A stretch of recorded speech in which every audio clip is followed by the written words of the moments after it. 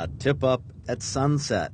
When a fish hits and the flag pops up, will you be able to see it? Well, probably not if you're inside a shanty. When the light fades, you need something better to signal a fish than just a flag.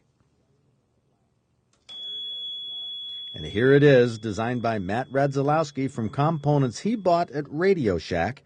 The light bulb with holder cost $2.49. The buzzer ran $3.29.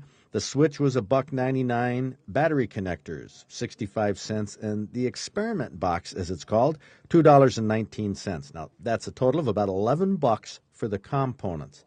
Not difficult to put together. Mark the holes for the buzzer on the cover of the box and drill the 5 holes to install that little speaker. Then you need a drill bit that's 11/32 to poke the hole in the top of the box for the light bulb. Now, the only 2 pieces of machinery, I guess, that you need for this project are an electric drill and a soldering iron. So that's no big deal. You should have those in your toolbox anyway. This flashing red light doesn't look very big right now, but at dusk, when the natural light is low, you'll be able to see this flashing light easily. Now, you could probably get away with twisting the wires tightly and using little teeny wire nuts, but soldering is easy, and you know the connections will hold. Now, this unit is powered by 2 9-volt batteries. Clip them in, put the cover on, and then you get to see and hear what you've accomplished. Hey, this is an exciting moment.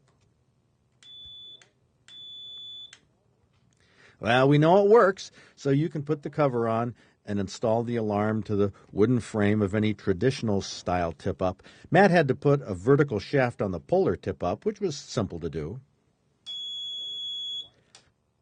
A wire leader clips to the tip of the flag and to the switch, so when the flag trips,